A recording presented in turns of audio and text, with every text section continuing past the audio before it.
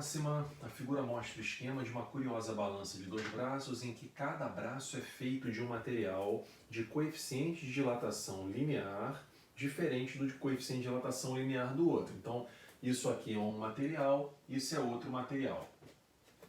O material que se encontra pendurado corpo A tem coeficiente de dilatação maior do que o B. Então, eu vou chamar esse lado aqui de 1, legal? Esse aqui 1, esse aqui 2.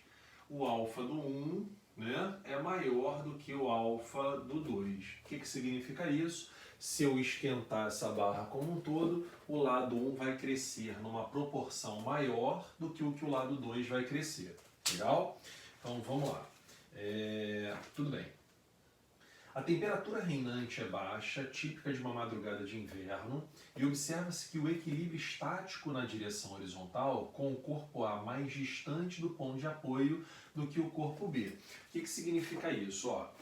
Fazendo um momento em relação a esse ponto, porque quando a gente fala de forças e distâncias ao ponto de giro é momento, a gente diria, já que a gente não está na aula de momento, né, que a força aplicada desse lado aqui corresponde ao peso de A, um valor igual ao peso de A, vezes esse Dzão aqui, né? A distância maior eu vou chamar de Dzão.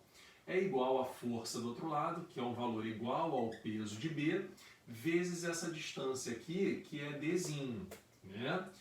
Para igualar os momentos, qual é a conclusão que eu vou chegar? O lado que tem a menor distância certamente aplica a maior força. Então eu sei que o peso de B ele é maior que o peso de A. Com certeza o peso de B é maior que o peso de A. Tá? Então seguindo na ideia. O sistema é então submetido a uma elevação de temperatura significativa, próxima da ebulição da água. Sobre a situação descrita, é correto afirmar que o peso de A vamos lá, o peso de A é menor que o de B, né? O peso de A é menor porque ele dista mais, tem distância maior ao ponto de giro, né? Menor a gente tem como letras B, né, e C, tá bom? Agora, quando eu esquentar isso aqui, o que vai acontecer? No equilíbrio, eu tenho esse Dzinho, né, menor do que esse Dzão, tudo bem? Se as barras fossem iguais, ao dobrar uma eu dobraria a outra, ao triplicar uma eu triplicaria a outra, ela vai ficar sempre em equilíbrio, se as hastes tivessem o mesmo alfa, né? Se elas dilatassem sempre igualmente, as distâncias aumentariam proporcionalmente, dobrou uma, dobrou a outra, triplicou a outra, então o momento ia prevalecer. Agora, como os alfas são diferentes, né?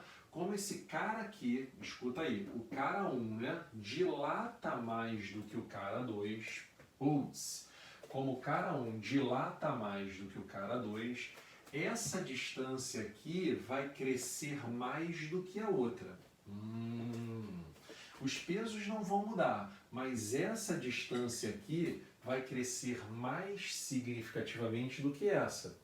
Então, em relação à situação inicial, o A vai tender a ficar mais longe do que o B vai ficar, né? Então, o crescimento de D é maior do que o crescimento de A.